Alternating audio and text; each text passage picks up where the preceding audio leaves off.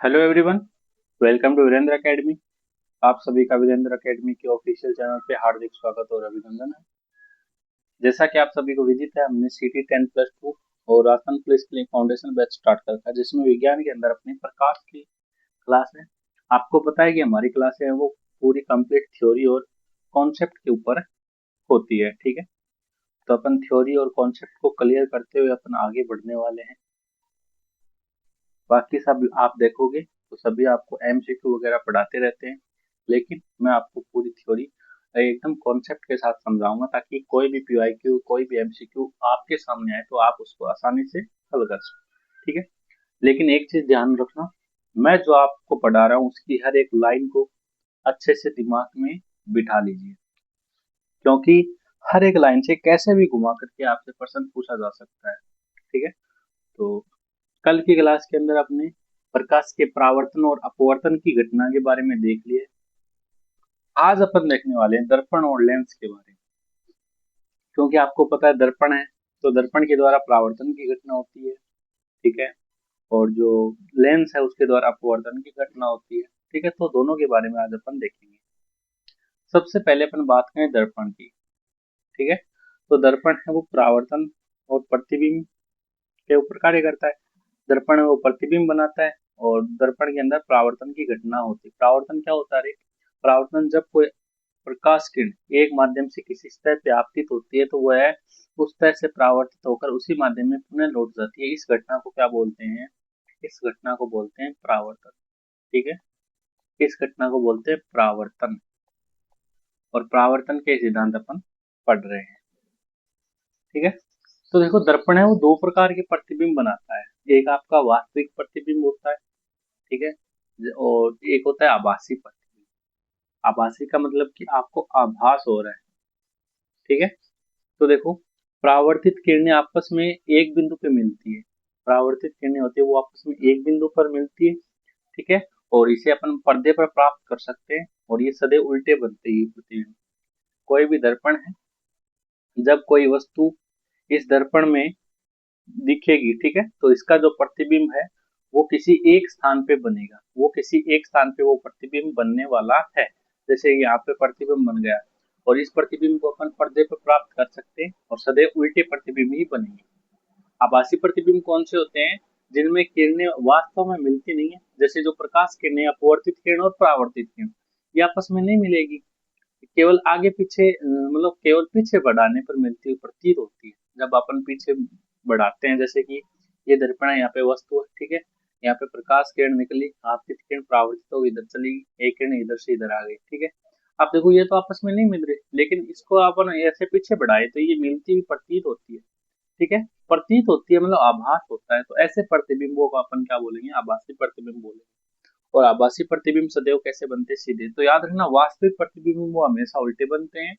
वास्तविक प्रतिबिंब को पर्दे पर प्राप्त नहीं किया जा सकता, जबकि जो आभासी प्रतिबिंब है इसको पर्दे पर प्राप्त नहीं किया जा सकता, और ये सदैव सीधे बनते हैं। ठीक है, इतनी चीज क्लियर है।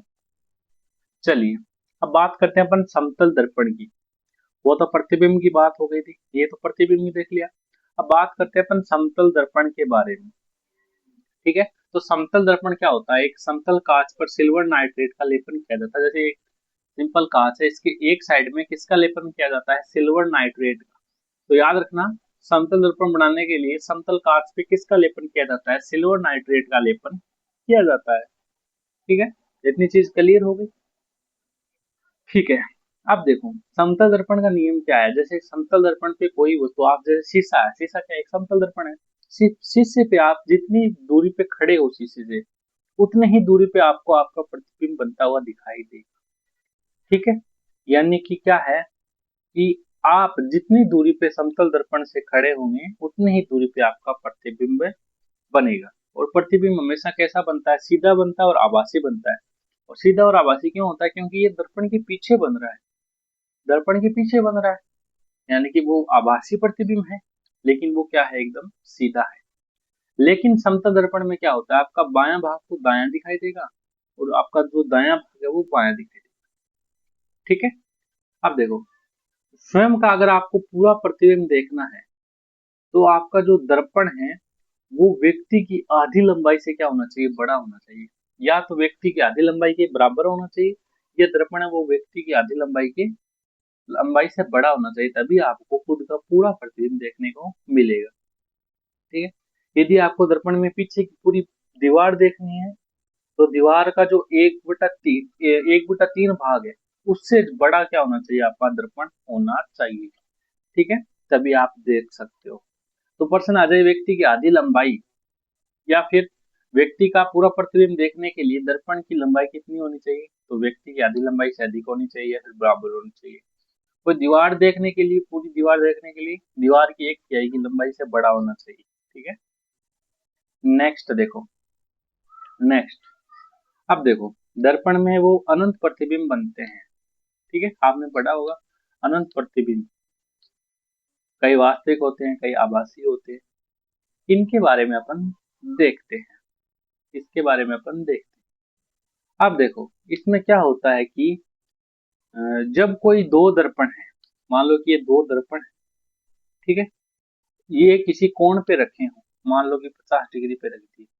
जब कोई दो कोण है वो किसी कोण पे रखे हो, तो उनके मध्य में जो वस्तु स्थित होती है, ठीक है, मान लो कि ये दो दर्पण है और ये किसी कोण के ऊपर रखे हुए हैं, इसके मध्य में कोई वस्तु है, ठीक है, तो उस वस्तु के हमेशा एक से अधिक प्रतिबिंब बनेंगे। ठीक है, और जिसकी संख्या किस पे निर्भर करती है, जो कोण है ना, इस पे निर्भर करती है। अब आपसे पर्सन भी दे सकता है, जैसे पर्सन आ गया, ठीक है, रीट लेवल सेकंड में था ये, सही नहीं है ना। 50 डिग्री कोण पर रखे दो समतल दर्पणों के मध्य रखी वस्तु के कितने प्रतिबिंब बनेंगे, प्रतिबिंबों की संख्या बतानी है हमें। तो इसका क्या है, आपको सूत्र याद रखना है, n बराबर 360 डिग्री अपॉन थीटा माइनस 1। ठीक है, ये आपको सूत्र याद रखना है। आपको कोण का मान रखेंगे, भाग देंगे और एक माइनस कर देंगे, आपके पास प्रतिबिंबों की संख्या आ जाएगी। मान लो कि दो समतल दर्पण है, ये 50 डिग्री कोण पे रखे हुए हैं कुछ इस प्रकार से। ठीक है, ये समतल दर्पण हो गया, ये समतल दर्पण हो गया, और ये आपस में कितने डिग्री पे रखे हैं, 50 डिग्री पे रखे, कोई वस्तु है, तो इसकी कितने प्रतिबिंब बनेंगे, इसकी हमें संख्या ज्ञात करनी है। तो अपन क्या करेंगे, अब देखो, n बराबर 360 बटा थीटा होता है, आपको पता है 360 डिग्री, थीटा का मान कितना है 50 डिग्री, माइनस क्या करना है, एक करना है, जीरो से जीरो कैंसल, 36 में 5 का भाग देंगे, कितना आएगा रे, 7×5 = 35, पॉइंट एक बजा 7.5 माइनस एक। अब 7.5 में से एक कम कर दो, कितना बचेगा रे, 7.5 में 7.2, सॉरी 7.2 में से एक कम कर दो, कितना बचेगा, 6.2 बचेगा। 6.2 लगभग किसके बराबर है, 6 के बराबर है, यानी कि लगभग कितने प्रतिबिंब बनेंगे, 6 प्रतिबिंब बनने वाले। ठीक है, 1 2 3 4 5 6, लगभग कितने प्रतिबिंब बनेंगे, लगभग 6 प्रतिबिंब बनने वाले हैं। ये चीज आपको ध्यान में रखनी है, ऐसे प्रश्न आ सकता, तो सूत्र याद रखना, जब आपको दो समतल दर्पण के मध्य कोई वस्तु रखी हो, तो प्रतिबिंबों की संख्या ज्ञात करने के लिए आपको 360 अपॉन थीटा माइनस। ठीक है, नेक्स्ट है आपका गोलीय दर्पण। ठीक है, क्योंकि दर्पण दो प्रकार के होते हैं, एक होता है समतल दर्पण, एक होता है गोलीय दर्पण। तो अभी जो हमने पढ़ा था वो क्या था, समतल दर्पण था। ठीक है, कि आप जितनी दूरी पे कोई वस्तु रखे हो उतनी दूरी पे दिखाई देगी। ठीक है, प्रतिबिंब सीधा बनेगा, आभासी बनेगा। ये सब तो था समतल दर्पण। अब आप बात करते हैं अपन गोलीय दर्पण की। ठीक है, गोलीय दर्पण दो प्रकार के होते हैं, एक होता है आपका उत्तल दर्पण, एक होता है आपका अवतल दर्पण। ठीक है, एक होता है आपका अवतल दर्पण, एक होता है आपका उत्तल दर्पण। अवतल दर्पण कौन सा होगा, अवतल दर्पण कौन सा होगा, जिसका परावर्तक पृष्ठ क्या हो, अंदर की तरफ हो, जिसका परावर्तक पृष्ठ क्या हो, अंदर की ओर हो, और अनंत से आने वाली किरणों को एक बिंदु पर इकट्ठा करता हो। ठीक है, उसे अपन क्या बोलेंगे, अवतल दर्पण। और उत्तल दर्पण किसे बोलेंगे, परावर्तक सतह क्या हो, उभरी हुई हो और अनंत से आने वाली किरणों को फैलाता हो, उसे अपन बोलेंगे उत्तल दर्पण। ठीक है, अवतल दर्पण कुछ इस प्रकार से होता है जिसका अंदर, ठीक है, उत्तल दर्पण कुछ इस प्रकार से होता है। अब दोनों में फर्क क्या है, इसमें तो अंदर की तरफ पॉलिश की हुई होती है, ठीक है, और इसमें बा और इसमें बाहर की तरफ पॉलिश की हुई होती है। क्लियर हो गई, इतनी चीज क्लियर है, सॉरी सॉरी सॉरी, मिस्टेक हो गया रे, मिस्टेक हो गया, ये डायग्राम में गलत। चलो यहाँ बताता हूँ मैं। ये अब देखो, जो गोले दर्पण है, ठीक है, जो गोले दर्पण है ये दो प्रकार के होते हैं। गोले दर्पण मतलब जैसे कोई कांच का एक गोला है, ठीक है, कोई कांच का एक गोला है और इस गोले से दो भाग काट लिए जाते हैं, ठीक है, दो भाग काट लिए जाते हैं जिनको एक साइड पॉलिश करके उनसे दर्पण बना लिए जाते हैं। क्या बना लिए जाते हैं? दर्पण बना लिए जाते हैं। अब उन्हीं दर्पणों का प्रकार देखेंगे अपन। दो प्रकार के दर्पण होते हैं, एक होता है आपका उत्तल दर्पण, एक होता है आपका अवतल दर्पण, ठीक है। सबसे पहले अपन देखने वाले हैं उत्तल दर्पण के बारे में। इसके बारे में, उत्तल दर्पण के बारे में, ठीक है। उत्तल दर्पण कौन सा होता है रे, बताओ। उत्तल दर्पण कौन सा होता है? ऐसा गोल्य दर्पण जिसकी परावर्तक सतह वो क्या हो, उभरी हुई होती है। उत्तल दर्पण कौन सा होगा, यहाँ लिख देता हूं मैं।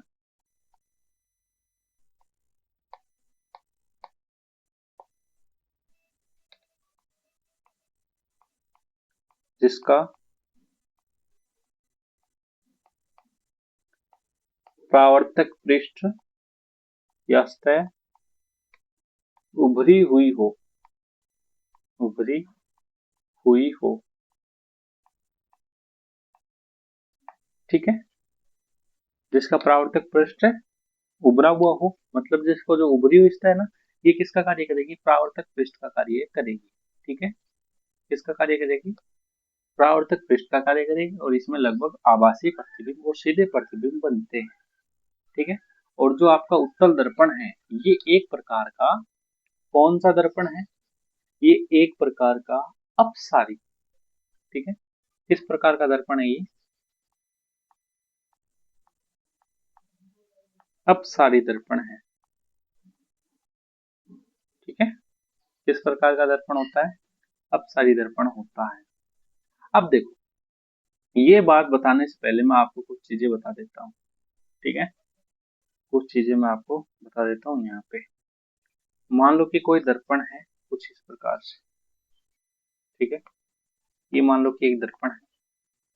अब इस दर्पण में एक रेखा होगी, ये जो अनंत से, ठीक है, जो अनंत से दर्पण को एकदम मध्य बिंदु में काटती है।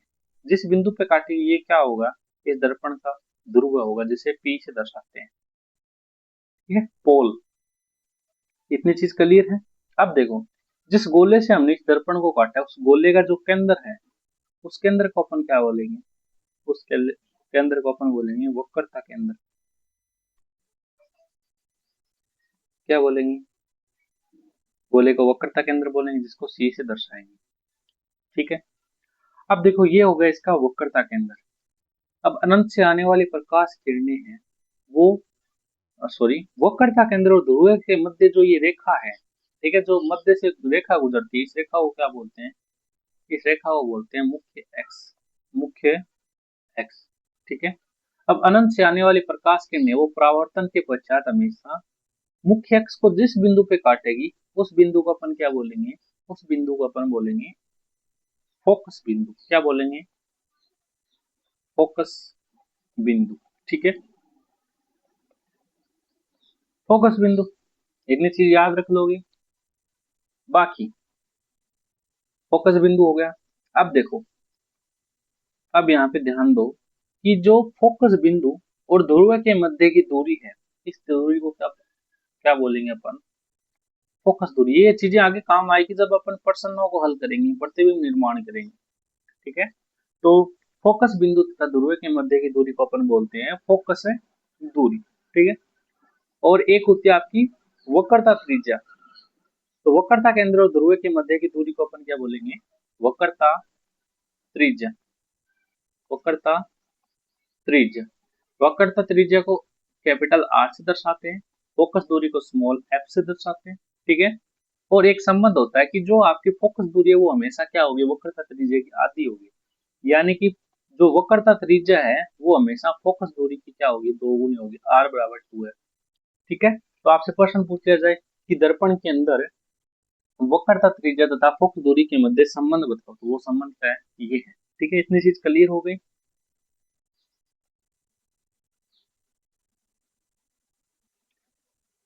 अब देखो, बात करें अपन अवतल दर्पण की, ठीक है, बात करें अपन किसकी, अवतल दर्पण की। तो अवतल दर्पण हमेशा कौन सा प्रतिबिंब बनाता है?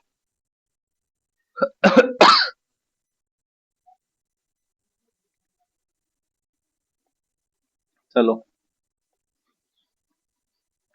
यहाँ पे मैं एक एक दर्पण को आपको समझाता हूँ। बात करें अपन अवतल दर्पण की, तो अवतल दर्पण कौन सा होता है रे, जिसका अंदर दसा हुआ भाग किसका कार्य करे, परावर्तक पृष्ठ का, यानी कि बाहर उभरे हुए भाग में क्या है, पॉलिश की हुई है। क्या की गई है, पॉलिश की गई है। ठीक है, ये मान लो कि ये क्या है, क्या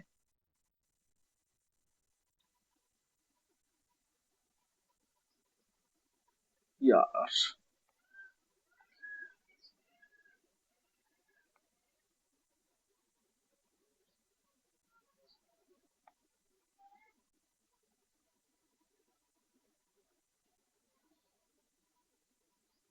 ठीक है, क्योंकि इस साइड क्या है, पॉलिश है, इस साइड क्या है, पॉलिश है। ये कौन सा दर्पण है आपका, ये आपका उत्तल दर्पण है, जिसका अंदर दसा हुआ भाग किसका कार्य करे, परावर्तक पृष्ठ का कार्य करे। ठीक है, अंदर दशा भाग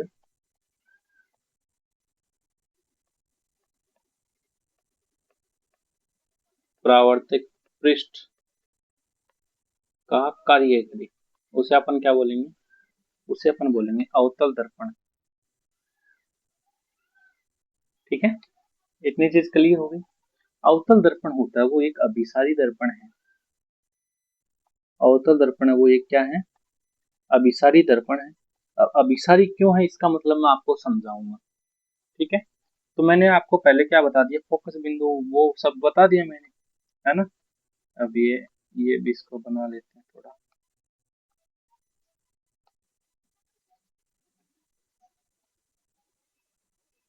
ठीक है, ये मान लो कि आपकी क्या है, मुख्य एक्स है, ये ध्रुव है, ये आपका क्या है, वक्र का केंद्र है, ये आपका क्या है, ये आपका वक्र का केंद्र आ गया। ठीक है, अब अनंत से जो प्रकाश किरणें आएगी, अनंत से जो भी प्रकाश किरणें आएगी, ये हमेशा आपको पता है कि दर्पण का नियम ही क्या है, हमेशा फोकस बिंदु से होकर गुजरेगी। ये इधर से आने वाली प्रकाश किरण है, एक सेकंड,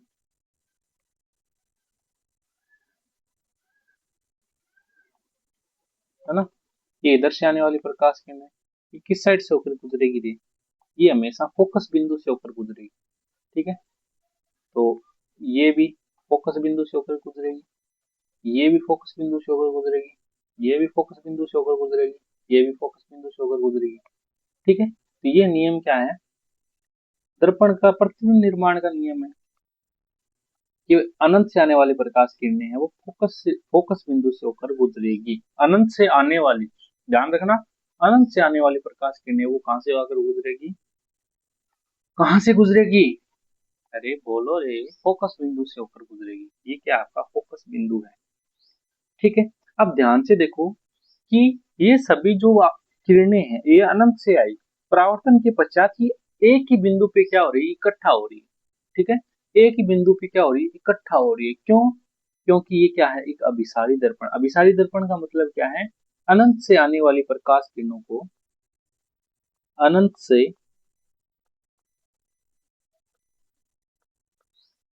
आने वाली प्रकाश किरणों को, प्रकाश किरणों को एक बिंदु पर, एक बिंदु पर इकट्ठा करना। ठीक है, अनंत से जो भी प्रकाश किरणें आती है उनको एक बिंदु पे इकट्ठा करना अभिसारी दर्पण होता है। और अभिसारी दर्पण क्या है, अवतल दर्पण है। ठीक है, अभिसारी दर्पण यानी कि अवतल दर्पण में हमेशा प्रतिबिंब कैसा बनेगा रे, अवतल दर्पण में हमेशा एक तो आपका प्रतिबिंब बड़ा बनेगा। ठीक है, प्रतिबिंब कैसा बनेगा, प्रतिबिंब कैसा बनेगा, बड़ा बनेगा।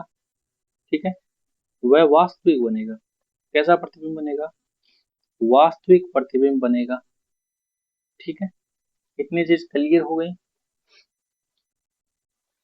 बड़ा मतलब कि वस्तु से बड़ा बनेगा। ठीक है, इतनी चीज क्लियर हो गई अवतल दर्पण के बारे में। अब बात करते हैं उत्तल दर्पण, है ना। क्या कुछ अच्छा लिखा वो ही नहीं है। हम्म,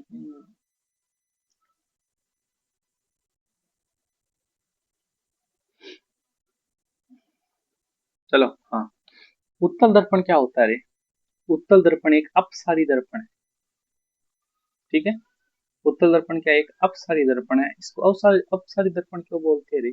उत्तल दर्पण को अपसारी दर्पण क्यों बोलते हैं, क्योंकि ये प्रकाश किरणों को फैलाता है। ठीक है, ये प्रकाश किरणों को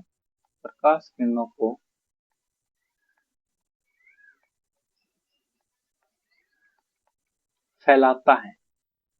अवतल दर्पण अभिसारी है क्योंकि वह प्रकाश किरणों को एक बिंदु पे इकट्ठा करता है। जैसे कि देखो, सबसे पहली बात, ठीक है, उत्तल दर्पण के अंदर जो अंदर दशा वो भाग है, ये तो क्या होगा, पॉलिश किया हुआ होगा, और बाहर उभरा हुआ भाग परावर्तक पृष्ठ का कार्य करेगा। ठीक है, प्रकाश किरणें आई, इधर चली गई, ये इधर चली गई, ठीक है, ये इधर चली गई, ठीक है, ये इधर से आने वाली इधर चली गई, इधर से आने वाली इधर चली गई, ठीक है, इधर से आने वाली इधर चली गई, इधर से आने वाली इधर चली गई। यानी कि आपस में मिल नहीं रही, प्रतिबिंब बन नहीं रहा। तो ये क्या करेंगे अपन, एक कल्पना कीजिए कि ये प्रकाश किरणें मान लो कि ये इधर चली जाए। ठीक है, क्या हो रहा है, एक आभास हो रहा है। ठीक है, क्या हो रहा है, एक आभास हो रहा है, एक आभासी प्रतिबिंब बन रहा है। यानी कि उत्तल दर्पण में कैसा प्रतिबिंब बनता है, आभासी प्रतिबिंब बनता है और सीधा प्रतिबिंब बनता है। हमेशा कैसा प्रतिबिंब बनेगा, सीधा बनेगा, लेकिन क्या बनेगा, वस्तु से हमेशा छोटा ही बनेगा। ठीक है, हमेशा क्या बनेगा, वस्तु से छोटा ही बनेगा। और वस्तु चाहे आपकी कहीं पर भी हो, प्रतिबिंब हमेशा जो ध्रुव है और फोकस है, बिंदु है, उसके बीच ही बनेगा। ये उत्तल दर्पण की विशेषता जो आपको याद रखनी है। ठीक है, प्रश्न आ सकता है उत्तल दर्पण में प्रतिबिंब की प्रकृति वास्तविक है या फिर आभासी है। उत्तल दर्पण में वास्तविक है या फिर आभासी है। तो अवतल दर्पण के अंदर वास्तविक प्रतिबिंब बनता है, और उत्तल दर्पण के अंदर हमेशा सीधा प्रतिबिंब बनता है। ठीक है, अब देखो, अवतल दर्पण और उत्तल दर्पण का दैनिक जीवन में आपको उपयोग याद में रखना है।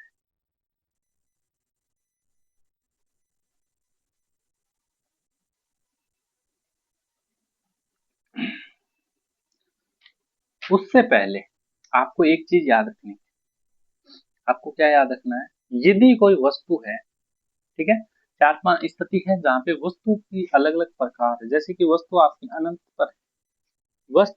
अनंत पर है, तो प्रतिबिंब कहाँ बनेगा, प्रतिबिंब हमेशा फोकस बिंदु पे बनेगा। ठीक है, जैसे मैं आपको यहाँ पे एक बता देता हूँ।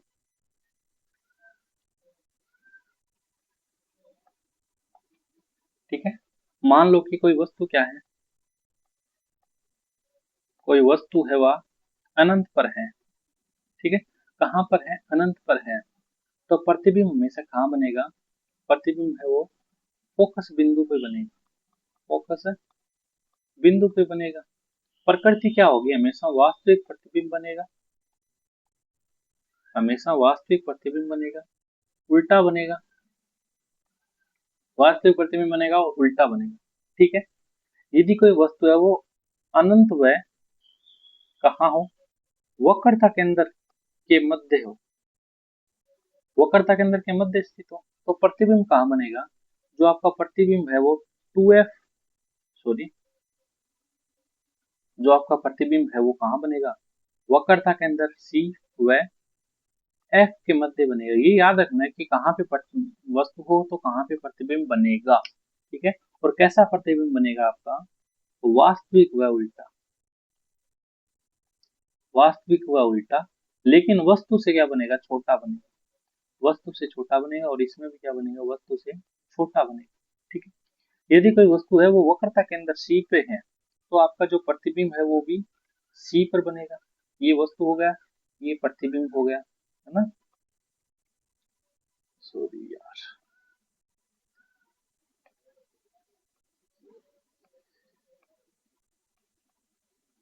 ये आपका प्रतिबिंब हो गया। ठीक है, तो वस्तु सी वक्रता केंद्र पे, तो प्रतिबिंब भी वक्रता केंद्र पे बनेगा, और उसकी प्रकृति क्या होगी, वास्तविक, उल्टा व छोटा।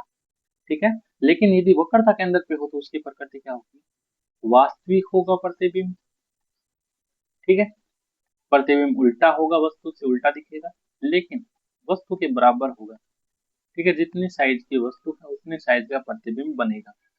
यदि कोई वस्तु है वो कार्बन व फोकस बिंदु के मध्य है, ठीक है, तो प्रतिबिंब है जो आपका प्रतिबिंब है वो वक्रता केंद्र से परे बनेगा, वक्रता केंद्र से परे। ठीक है। वक्रता केंद्र से पीछे की साइड बनेगा। ठीक है। और कैसा प्रतिबिंब बनेगा, वास्तविक बनेगा। ठीक है। उल्टा बनेगा और बड़ा बनेगा। अब देखो, यदि कोई वस्तु कहाँ पे हो, फोकस बिंदु पे हो, तो आपका जो प्रतिबिंब वो अनंत पे बनेगा, और कैसा बनेगा, वास्तविक, उल्टा और बड़ा बनेगा। यदि कोई वस्तु वो ध्रुव है, फोकस बिंदु के मध्य हो, तो प्रतिबिंब कहाँ बनेगा, प्रतिबिंब दर्पण के पीछे बनेगा। ठीक है। दर्पण के पीछे बनेगा। और दर्पण के पीछे कैसे प्रतिबिंब बनते हैं, आभासी प्रतिबिंब बनते हैं। ठीक है। और आभासी प्रतिबिंब क्या होते हैं, सीधे होते हैं। ठीक है। और आभासी प्रतिबिंब क्या बनेगा, बड़ा बनेगा, वस्तु से बड़ा बनेगा। ठीक है। इतनी चीज क्लियर होगी, इतनी चीज क्लियर होगी, कहाँ वस्तु हो, कहाँ उसका प्रतिबिंब बनता है और किस प्रकार का प्रतिबिंब बनता है, ये याद रखनी है। और ये कौन से दर्पण की बात है, ये सिर्फ है आपकी स्पेशली अवतल दर्पण की बात। स्पेशली किसके बारे में, अवतल दर्पण के नियम है ये दर्पण प्रतिबिंब निर्माण का। ठीक है। ये याद रखने आपकी अलग अलग स्थिति है। कितनी चीज क्लियर हो गई। अब अपन बात कर लेते हैं इनके उपयोग की, कि दर्पण का उपयोग दैनिक जीवन में कहाँ किया जाता है ना, क्योंकि इससे क्वेश्चन ज्यादा अक्सर पूछे जाते हैं। सबसे पहले अपन बात करें अवतल दर्पण की, तो अवतल दर्पण का जो उपयोग है वो टॉर्च में और सर्च लाइट में किया जाता है। मतलब टॉर्च वगैरह होती है, सर्च लाइट वगैरह, मतलब क्या आपने मूवी वगैरह में देखा होगा कि जेल के अंदर जो जेल वगैरह होते हैं ना, कारागृह, तो उनमें एक फोकस लाइट इधर उधर चलती रहती है, फोकस लाइट चलती रहती है। ठीक है। यदि कोई उसके संपर्क में कोई व्यक्ति आ जाए, मतलब उसको पता चल जाता है कि यहाँ पे कोई घूम रहा है कोई कैदी, तो वो सायरन बजाना शुरू हो जाता है ना, उसको बोलते हैं सर्च लाइट। तो टॉर्च के अंदर या सर्च लाइट के अंदर इसका प्रयोग किया जाता है। क्यों किया जाता है, क्योंकि अवतल दर्पण का उपयोग इसलिए किया जाता है कि इसमें क्या होती है, समांतर किरणें प्राप्त करने के लिए इसका प्रयोग किया जाता है। ठीक है। अवतल दर्पण का उपयोग दंत विशेषज्ञ होते हैं ना, मतलब दांत वगैरह को बड़ा प्रतिबिंब देखने के लिए जो लेंस वगैरह वो जो होते हैं, मैग्नीफाई ग्लास वगैरह, ठीक है, उनमें अवतल दर्पण का प्रयोग किया जाता है। ठीक है। जो शेविंग करने वाले दर्पण होते हैं ना, जो कटिंग वगैरह हेयर सैलून वगैरह में जाते हो, जहाँ पे आप वो दर्पण देखते हो, उनमें अवतल दर्पण का प्रयोग किया जाता है। ठीक है। सौर चूल्हों में प्रकाश को एकत्रित करने के लिए, ठीक है, सौर वगैरह के जो चूल्हे होते हैं उनमें प्रकाश को एकत्रित करने के लिए अवतल दर्पण का प्रयोग किया जाता है। और न्यूटन दूरदर्शी में इसका प्रयोग किया जाता है। ठीक है। ये है अवतल दर्पण के उपयोग जो आपको याद रखने हैं, आपको याद रखने हैं। ठीक है।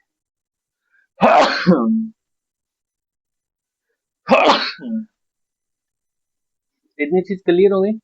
और कहाँ किया जाता है, जैसे जो वाहन वगैरह होते हैं ना, तो वाहन के आगे की जो लाइट होती है, आगे की लाइट में, आगे की लाइट में भी इसका प्रयोग किया जाता है, अवतल दर्पण का प्रयोग किया जाता है। ठीक है। बात करें अपन उत्तल दर्पण की, तो उत्तल दर्पण का जो कार वगैरह, गाड़ी वगैरह के जो साइड मिरर होते हैं, है ना, साइड जो मिरर होते हैं वो कौन से होते हैं, वो उत्तल दर्पण होते हैं। ठीक है। वाहनों के पीछे का दृश्य देखने हेतु इनका प्रयोग किया जाता है। ठीक है। स्ट्रीट लाइट वगैरह में, लाइट वगैरह में जिस पर मतलब दर्पण का प्रयोग किया जाता है प्रकाश को फैलाने के लिए, वो भी उत्तल दर्पण का प्रयोग किया जाता है। ठीक है। स्ट्रीट लाइट वगैरह वगैरह, शहर वगैरह में जाते हो तो सड़कों पे जो खंभों पे लाइट लगे रहती है ना, उसको बोलते हैं स्ट्रीट लाइट। ठीक है। या फिर दुकान और एटीएम में जो कैमरा वगैरह लगे होते हैं, उनमें भी किसका प्रयोग किया जाता है, उत्तल दर्पण का प्रयोग किया जाता है। ठीक है। तो अवतल दर्पण और उत्तल दर्पण के एकदम अच्छे से उपयोग समझ गए ना, कि अवतल दर्पण का उपयोग दैनिक जीवन में कहाँ किया जाता है, उत्तल दर्पण का प्रयोग दैनिक जीवन में कहाँ किया जाता है। इतनी चीज क्लियर हो गई, तो अब अपन आगे बढ़ते हैं, दर्पण सूत्र के बारे में पढ़ते हैं। ठीक है, जिससे एमसीक्यू बनते हैं, जिससे एमसीक्यू बनते हैं, दर्पण सूत्र बोलते हैं इसको। ठीक है, इसको क्या बोलते हैं? दर्पण सूत्र। ठीक है, तो दर्पण सूत्र क्या होता है रे? दर्पण सूत्र क्या होता है, देखो मैं लिख के बता देता हूँ आपको, एकदम अच्छे से क्लियर हो जाएगा।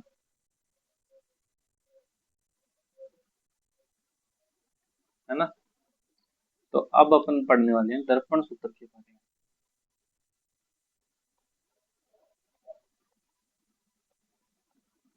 ठीक है, तो दर्पण सूत्र कौन सा होता है रे? दर्पण सूत्र आपका होता है 1/v प्लस 1/u बराबर 1/स्मॉल है। ठीक है, ये क्या आपका क्या है? दर्पण सूत्र, जिसका प्रयोग दर्पण वगैरह के जो प्रतिबिंब के, जैसे कि कोई वस्तु इतनी दूरी पे है दर्पण से, तो प्रतिबिंब कितनी दूरी पे बनेगा? ठीक है, या फिर प्रतिबिंब इतनी दूरी पे बन रहा है, फोकस दूरी इतनी है, तो वस्तु की दूरी कितनी होगी? ठीक है, इस प्रकार के क्वेश्चन है वो एग्जाम में पूछे जाते हैं, तो उसके लिए दर्पण सूत्र का प्रयोग किया जाता है। अब देखो V क्या है, U क्या है, F क्या है, इसके बारे में समझते हैं। तो U क्या होता है? U है आपका वस्तु की दूरी। ठीक है, मतलब दर्पण से वस्तु कितनी दूरी पे है? दर्पण से वस्तु की दूरी के लिए अपन यू का प्रयोग करते हैं, उसको किससे दर्शाते हैं? यू से। दर्पण से वस्तु की दूरी। ठीक है, अब बात करें अपन वी की। वी किसके लिए प्रयोग में लिया जाता है? वी लिया जाता है प्रतिबिंब की दूरी के बारे में, कि प्रतिबिंब कितनी दूरी पे बन रहा है। तो दर्पण से प्रतिबिंब की दूरी। ठीक है, फोकस दूरी आपको बताइए, स्मॉल एफ, इसका प्रयोग किसमें किया जाता है? फोकस दूरी के रूप में। इसके रूप में फोकस दूरी के रूप में। जैसे कि मैं आपको एक प्रश्न ही लिख देता हूँ, अवतल दर्पण में, अवतल दर्पण में कोई वस्तु, कोई वस्तु 20 मीटर पर स्थित है। दर्पण की फोकस दूरी, दर्पण की फोकस दूरी, फोकस दूरी 10 मीटर है, 10 मीटर है, तो प्रतिबिंब कितनी दूरी पे बनेगा? तो प्रतिबिंब कितनी दूरी पे बनेगा? कितनी दूरी पर बनेगा? ठीक है, अब देखो ऐसे प्रश्न याद करने के लिए आपको सूत्र तो आपको पता होगा, लेकिन इसके लिए आपको दर्पण की जो चिन्ह परिपाटी है वो आपको याद रहनी चाहिए। दर्पण की जो चिन्ह परिपाटी है वो आपको याद रहनी चाहिए। दर्पण की चिन्ह परिपाटी कौन सी है? चलो मैं वो भी आपको समझा देता हूँ, दर्पण की चिन्ह परिपाटी के बारे में। है ना? दर्पण की चिन्ह परिपाटी। ठीक है, अब देखो जैसे चिन्ह परिपाटी का मतलब है, जैसे कोई ग्राफ है, तो ग्राफ में आप क्या करते हो? इधर तो प्लस वाला होता है, ऊपर प्लस वाली होती है, इस साइड माइनस वाली होती है, इस साइड माइनस वाले। सेम उसी प्रकार से आपको क्या करना है? सेम उसी प्रकार से आपको इसमें भी, दर्पण में भी ग्राफ का प्रयोग करना है। जैसे कि मान लो कि ये ग्राफ है। ठीक है, मैं यहाँ पे बना देता हूँ।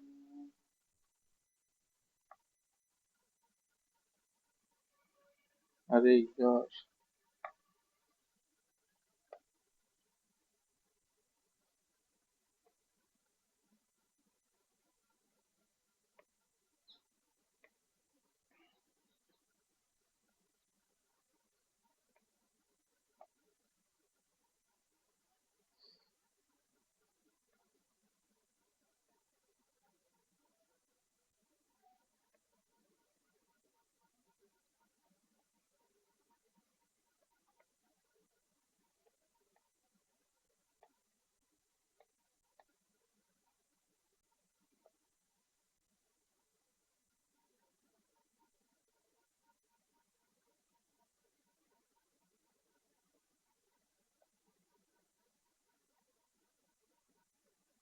ठीक है।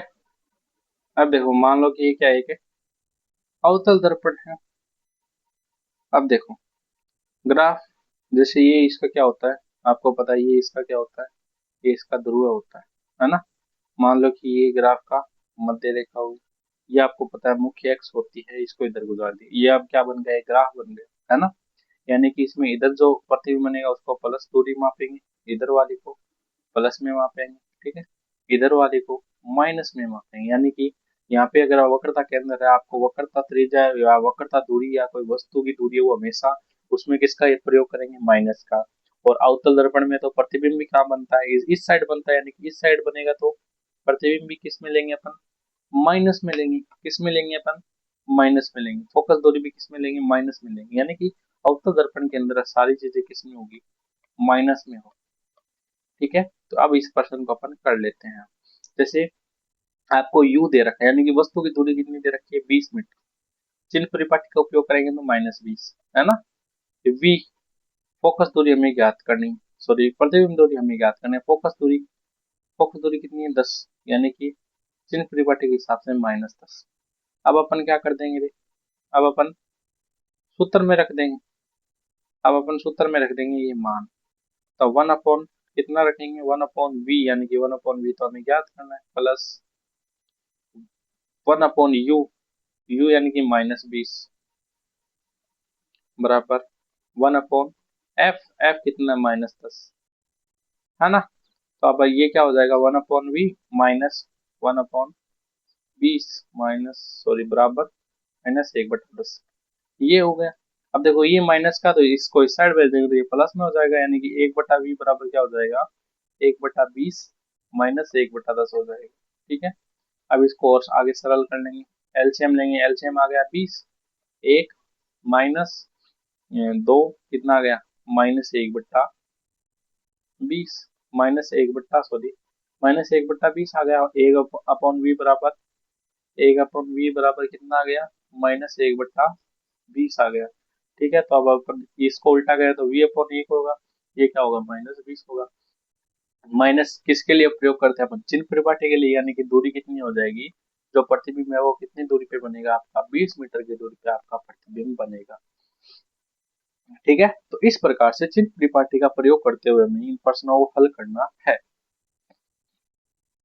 ठीक है, इतनी चीज क्लियर होगी सभी को दर्पण के बारे में।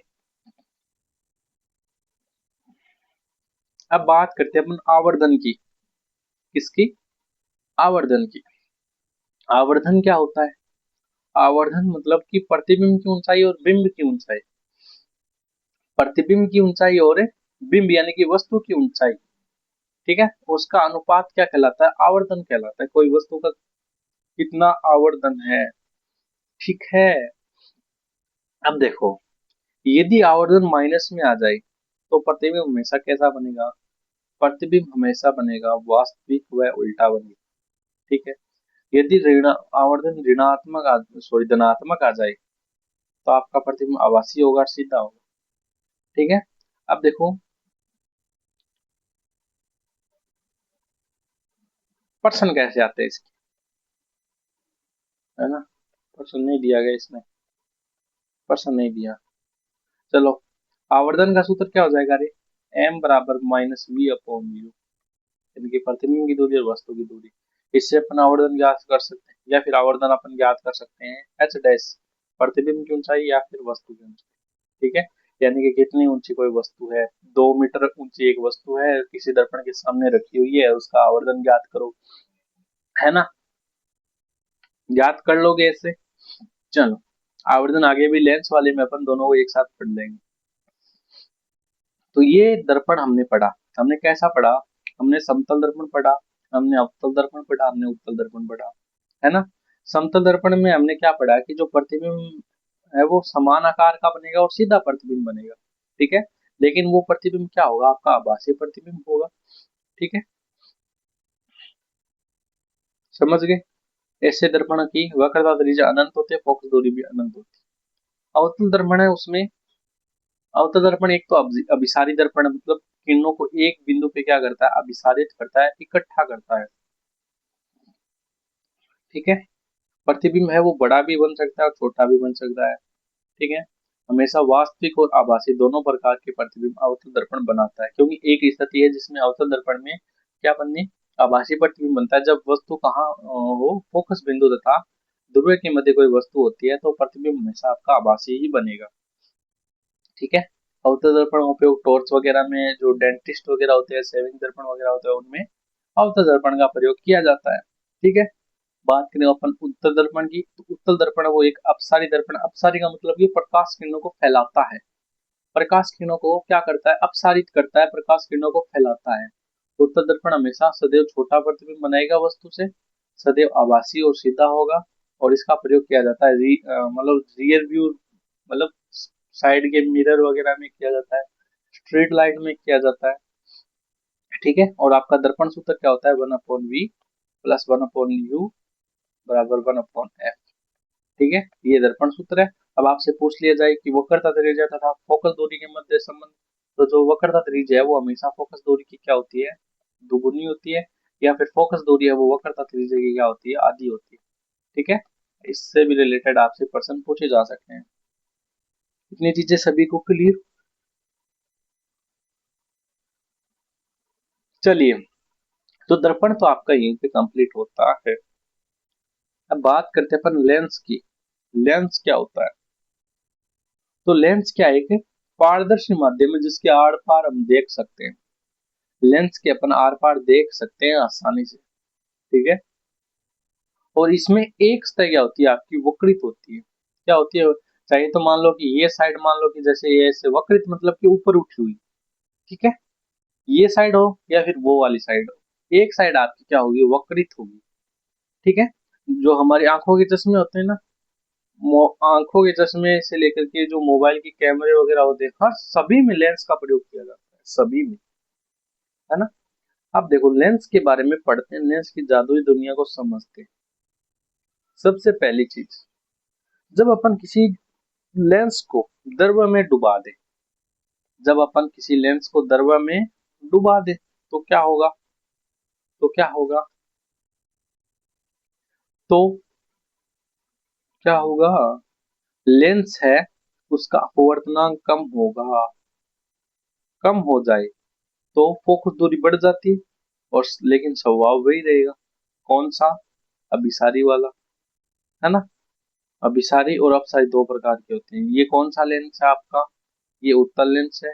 ये कौन सा लेंस है, ये अवतल लेंस है। ठीक है। अब देखो इसके बारे में अपन बाद में बात करते हैं अपवर्तनांक के अंदर। सबसे पहले अपन समझते हैं लेंस कितने प्रकार का होता है। तो लेंस दो प्रकार का होता है, एक होता है आपका कॉन्वेक्स लेंस, यानी कि उत्तल लेंस। है ना। एक तो होता है आपका उत्तल लेंस, और एक होता है आपका अवतल लेंस। एक होता है आपका, sorry sorry sorry sorry sorry,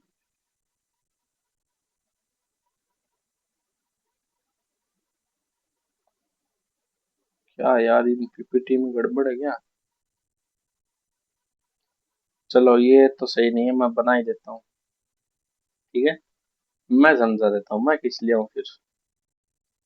तो लेंस दो प्रकार के होते हैं, इतनी तो आपको पता हो गई बात। लेंस दो प्रकार के होते हैं, एक तो होता है आपका उत्तल लेंस। ठीक है। एक तो होता है आपका उत्तल लेंस, और एक होता है आपका अवतल लेंस।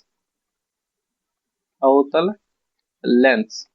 उत्तल लेंस क्या होता है कि जो, जब कोई दो गोलीय पृष्ठ है, ठीक है, जिसमें क्या हो, दो उभरे हुए गोलीय पृष्ठ हो, यानी कि बीच से मोटा हो और किनारों से पतला हो, उसको बोलते हैं अवतल लेंस। अवतल सॉरी उत्तल लेंस। अवतल किसे बोलते हैं, जो किनारों से मोटा हो और बीच से पतला हो, उसको बोलते हैं अपन अवतल लेंस। क्या बोलते हैं, अवतल लेंस। इतनी चीज क्लियर होगी। उत्तल लेंस है वो क्या होता है, एक अभिसारी प्रकृति का लेंस, यानी कि ये प्रकाश किरणों को इकट्ठा करता है। उत्तल लेंस अभिसारी लेंस है। अवतल लेंस है वो आपका अपसारी लेंस होता है, ये प्रकाश किरणों को फैलाता है, वो इकट्ठा करता है, ये अपसारी लेंस है। ठीक है। उत्तल लेंस की, उत्तल लेंस में फोकस दूरी, ठीक है, उत्तल लेंस का प्रयोग किस में किया जाता है, दूर दृष्टि, दो मतलब दूर दृष्टि के लिए। अवतल अवतल लेंस का प्रयोग निकट दृष्टि दोष के लिए, मतलब आंखों का जो रोग होता है उसके लिए।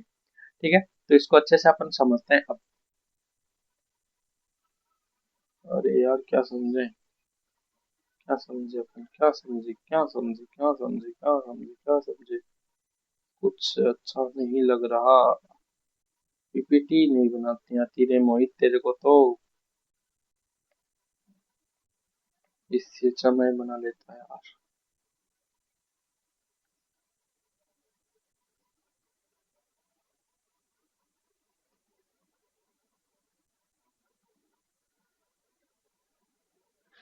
ठीक है, तो इसका उत्तल लेंस का प्रयोग किस में किया जाता है? दूर दृष्टि दोष, दूर दृष्टि दोष के निवारण में, मतलब जो आंखों का जो रोग होता है ना, निकट दृष्टि दोष और दूर दृष्टि दोष। दूर दृष्टि दोष में जो, मतलब ऐसा कोई व्यक्ति जिसको पास की वस्तु नहीं दिखाई देती, ठीक है, तो उसको बोलते हैं दूर दृष्टि दोष, है ना। देखो उल्टा है, कंफ्यूज मत हो, दोनों उल्टा है। ठीक है, तो उसके चश्मे में किसका प्रयोग किया जाता है? उत्तल लेंस का प्रयोग किया जाता है। अवतल लेंस मतलब कि, अवतल लेंस किसका प्रयोग किया जाता है? अवतल दर्पण का प्रयोग किया जाता है, अवतल सॉरी लेंस का निकट दृष्टि दोष के निवारण में। मतलब किसी व्यक्ति को दूर की वस्तु नहीं दिखाई देती, तो उसके चश्मे में कौन सा लेंस होता है? उसके चश्मे में अवतल लेंस का प्रयोग किया जाता है। किसका प्रयोग किया जाता है? अवतल लेंस का प्रयोग किया जाता है। एक बात, उत्तल लेंस में कैसे प्रतिबिंब बनते हैं? वास्तविक प्रतिबिंब बनते हैं, और इसमें आभासी प्रतिबिंब बनते हैं। ठीक है, इतनी चीज क्लियर होगी। अब अपन पढ़ते हैं उत्तल लेंस दर्पण, उत्तल लेंस द्वारा, सॉरी उत्तल लेंस का सूत्र, उत्तल लेंस ने पूरा लेंस का सूत्र, लेंस का सूत्र क्या होता है? 1/f बराबर 1/v माइनस 1/u। ठीक है, जहाँ पे f क्या है? लेंस की फोकस दूरी, v क्या है? लेंस से प्रतिबिंब की दूरी, u क्या है? वस्तु, लेंस से वस्तु की दूरी। ठीक है, दूरियां हमेशा प्रकाश की दिशा में धनात्मक और विपरीत दिशा में ऋणात्मक है, होगी, है ना। चलो, सबसे पहले प्रतिबिंब निर्माण के लिए पहला रूल क्या कहता है? पहला रूल क्या कहता है, बताओ। उत्तल लेंस के लिए प्रतिबिंब निर्माण का पहला नियम क्या है? पहला नियम यही है कि 90% बार हमेशा उत्तल लेंस है वो उल्टा और वास्तविक प्रतिबिंब बनाएगा। 90% बार कैसा प्रतिबिंब बनाएगा? उल्टा और वास्तविक प्रतिबिंब बनाएगा। दूसरा नियम क्या कहता है? कि उत्तल लेंस है वो हमेशा आभासी, सॉरी, जब वस्तु लेंस के बहुत ज्यादा पास हो तो प्रतिबिंब आपका आभासी बनेगा, सीधा बनेगा और बड़ा बनेगा। ठीक है, ये तो उत्तल लेंस है। अवतल लेंस में क्या है? एक ही नियम है, अवतल लेंस में हमेशा आभासी और सीधा और छोटा प्रतिबिंब बनता है। ठीक है, और इसका आवर्धन हमेशा +1 से क्या होता है? कम होता है। अब देखो, अवतल लेंस और उत्तल लेंस के मध्य अपन क्या करते हैं? तुलना करते हैं। फिर से मैं बता देता हूँ, उत्तल लेंस क्या होता है? बीच से मोटा होता है, तो इस प्रकार से। अवतल लेंस क्या होता है? बीच से पतला होता है, किनारों से मोटा होता है। ठीक है, काम क्या है? उत्तल लेंस है वो एक अभिसारी लेंस है, जो प्रकाश किरणों को अभिसारी करता है, मतलब इकट्ठा करता है। अवतल लेंस अपसारी लेंस है, जो प्रकाश किरणों को फैलाता है। उत्तल लेंस है वो, उसकी फोकस दूरी कितनी होती है? धनात्मक होती है। अवतल लेंस की फोकस दूरी क्या होती है? ऋणात्मक होती है। उत्तल लेंस का उपयोग है दूरदृष्टि दोष में किया जाता है, और अवतल लेंस का प्रयोग है वो निकट दृष्टि दोष में किया जाता है। ये चीज मैं आपको पहले भी बता चुका हूँ, अब मैंने फिर से आपको ये चीजें बता दी है। ठीक है, अब देखो, अवतल लेंस क्या करेगा रे? प्रकाश किरणों को फैलाएगा। अवतल लेंस क्या करेगा? प्रकाश किरणों को फैलाएगा। देखो एग्जाम में जैसे आते हैं वैसे मैं आपको बता रहा हूँ। देखो यहाँ से प्रश्न बन सकता है कि उत्तल लेंस और अवतल लेंस में कोई अंतर, सॉरी अंतर नहीं रे। उत्तल लेंस कैसा होता है? जैसे दे दिए, कोई बीच में मोटा, बीच से पतला, किनार से मोटा, किनारों से पतला, इस प्रकार से दे सकते हैं। या फिर अ, निम्न में से अभिसारी लेंस कौन सा होता है? उत्तल अवतल दोनों, या फिर इनमें से कोई नहीं? तो उत्तल लेंस अभिसारी होता है, अपसारी क्या होता है? अवतल लेंस होता है। ठीक है, या फिर प्रकाश किरणों को एक बिंदु पर इकट्ठा करने वाला लेंस कौन सा है? तो उत्तल लेंस है। प्रकाश किरणों को फैलाने वाला लेंस कौन सा है? अवतल लेंस है। ठीक है, और दूरदृष्टि दोष के निवारण में कौन से लेंस का प्रयोग किया जाता है? उत्तल लेंस का प्रयोग किया जाता है। निकट दृष्टि दोष में कौन से लेंस का प्रयोग किया जाता है? तो अवतल लेंस का प्रयोग किया जाता है। उसके बाद अपन बात करें अवतल लेंस के बारे में, तो अवतल लेंस वो अपसारी लेंस होता है, यानी कि प्रकाश किरणों को फैलाता है। ठीक है, ये चीज मैं आपको पहले ही बता चुका हूँ। अब अवतल लेंस को अपसारी क्यों कहते हैं? क्योंकि ये प्रकाश किरणों को फैलाता है। अवतल लेंस है वो हमेशा किनारों से मोटा और बीच से पतला होता है। फोकस दूरी और शक्ति है वो ऋणात्मक होती है। ठीक है, इसका काम क्या है? निकट दृष्टि दोष के निवारण में। ठीक है, उत्तल लेंस है वो अभिसारी लेंस होता है। ठीक है, क्यों कहते हैं इसको अभिसारी? क्योंकि ये प्रकाश किरणों को इकट्ठा कर रहा है। देखो एग्जाम में जो आ रही है वो बता रहा हूँ मैं। ठीक है, अब ये चीजें बार बार क्यों बता रहा हूँ? क्योंकि ये चीजें बार बार आती है। उत्तल लेंस का प्रयोग क्यों, सॉरी, आकार क्या होता है? किनार से पतला, बीच से मोटा, फोकस दूरी और शक्ति धनात्मक, दूरदृष्टि दोष में इसका प्रयोग किया जाता है। ठीक है, अब देखो लेंस सूत्र क्या है आपका? लेंस सूत्र जैसे कोई भी क्वेश्चन वगैरह आ जाए तो आपका लेंस सूत्र क्या होगा? 1/f बराबर 1/v माइनस 1/u। ठीक है, और लेंस की शक्ति पूछ ले तो 1/f, 1/f, इससे अपन लेंस की शक्ति ज्ञात कर सकते हैं। ठीक है, अब देखो लेंस कंप्लीट हो गया। लेंस के बारे में इतनी चीज आपको पता होनी चाहिए। ठीक है, इससे ही पर्सन बनते हैं, इससे ही पर्सन बनते हैं।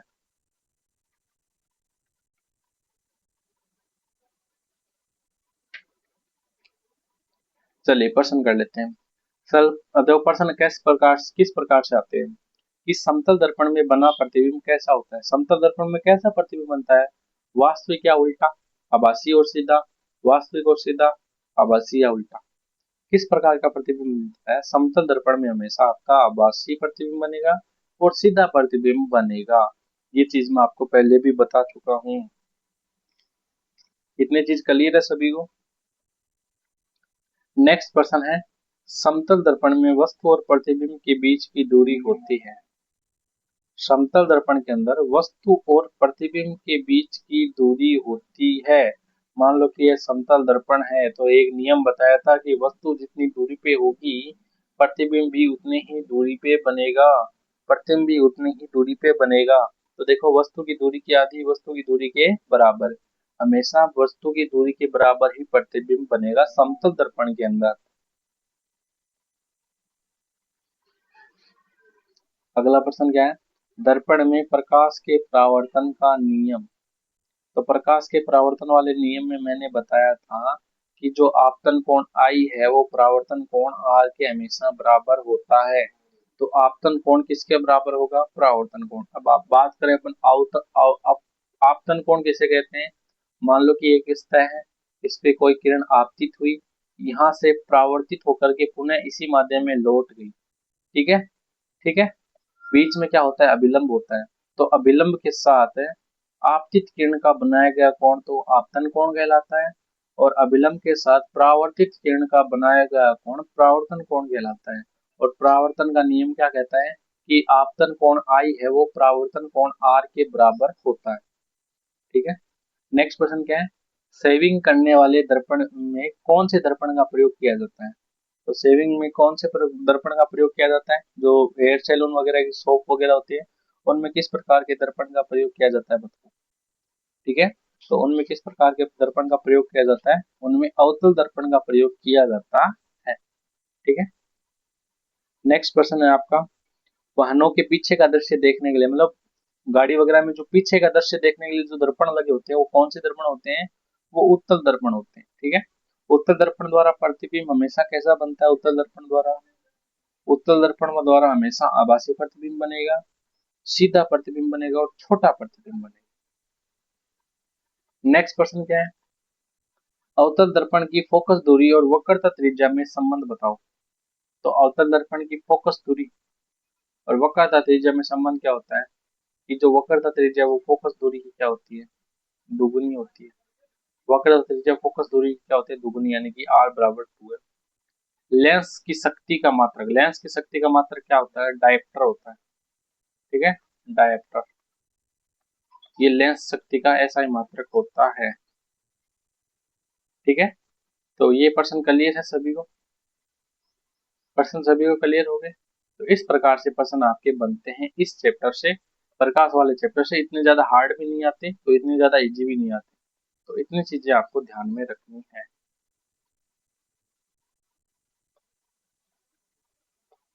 ठीक है। लेंस शक्ति का मात्रक क्या होता है? डायप्टर होता है लेंस शक्ति का, P बराबर 1/f। तो इस प्रकार से इस चैप्टर को अपन कर लेंगे। तो आज की क्लास में आपको दर्पण और लेंस कंप्लीट रूप से आपको समझ में आ गया होगा। इतनी चीजें सभी को क्लियर हो गई। ठीक है। सबसे पहले अपन ने दर्पण देखा। ठीक है। दर्पण दो प्रकार का प्रकार प्रकार के प्रतिबिंब बनाता है, एक वास्तविक प्रतिबिंब, एक आभासी प्रतिबिंब। वास्तविक मतलब जो रियल लगे, जिसे हम पर्दे पर प्राप्त कर सकते हैं। आभासी प्रतिबिंब मतलब जो हमें आभास होते हैं। ठीक है। समतल दर्पण में जितनी दूरी पे कोई वस्तु होती है उतनी दूरी पे प्रतिबिंब बनता है। ठीक है। और यदि दो प्रतिबिंब है, ठीक है, किसी कोण पे उनको जोड़ दिया जाए तो कोई भी वस्तु उसके एक से अधिक प्रतिबिंब बनेंगे। ठीक है। और इसका प्रयोग किसमें किया जाता है? जो पेरिस्कोप वगैरह, कैलिडोस्कोप वगैरह होता है उनमें इनका प्रयोग किया जाता है। ठीक है। गोले दर्पण, किसी गोले हुए किसी गोले के कटे हुए भाग होते हैं जो दो प्रकार की प्रतिबिंब बनाता है, एक अवतल दर्पण, एक है उत्तल दर्पण। ठीक है। जो आपका अवतल दर्पण है, ठीक है, जो आपका अवतल दर्पण है वो उसकी परावर्त यहाँ पे बता देता हूँ ना। हाँ। अवतल दर्पण है उसका अंदर दसा हुआ भाग परावर्तक पृष्ठ का कार्य करता है। अभिसारी दर्पण होता है क्योंकि ये प्रकाश किरणों को एक बिंदु पे इकट्ठा करता है। ठीक है। ये प्रतिबिंब निर्माण की मतलब स्थितियां हैं। ठीक है। तो ये सभी हमने अवतल दर्पण के अंदर पढ़ा। ठीक है। उसके बाद हमने पढ़ा उत्तल दर्पण। तो उत्तल दर्पण हमेशा प्रकाश किरणों को फैलाने का कार्य करता है। ठीक है। आभासी रूप से बिंदु पे इकट्ठा कर रहा है लेकिन वास्तविक रूप से प्रकाश किरणों को फैला रहा है, तो ये क्या है? एक प्रकार का अपसारी दर्पण है। और ये हमेशा आभासी और सीधे प्रतिबिंब बनाता है। उसके बाद अपन ने दैनिक जीवन में दर्पण के उपयोग देखे। तो दर्पण, अवतल दर्पण और उत्तल दर्पण। ठीक है। और सूत्र की बात करें तो दर्पण सूत्र होता है आपका 1/v बराबर प्लस 1/u बराबर 1/f। ठीक है। इतनी सारी चीजें आप सभी को क्लियर हो गई। ये दर्पण के बारे में था। ठीक है। तो आज की क्लास को अपन करते हैं यहीं पे एंड। आज की क्लास को यहीं पे अपन खत्म करते हैं। मिलते हैं नेक्स्ट क्लास में। धन्यवाद। आई होप आपको प्रकाश और लेंस, सॉरी, दर्पण और लेंस के बारे में अच्छे से चीज क्लियर हो गई होगी। कल की जो क्लास है उसमें अपन पूर्ण आंतरिक परावर्तन के बारे में, इंद्रधनुष कैसे बनता है, प्रिज्म के बारे में, वो सारी चीजें, और नेत्र के बारे में, स्पेशली नेत्र के बारे में अपन पढ़ने वाले हैं। तो मिलते हैं नेक्स्ट क्लास के अंदर। धन्यवाद।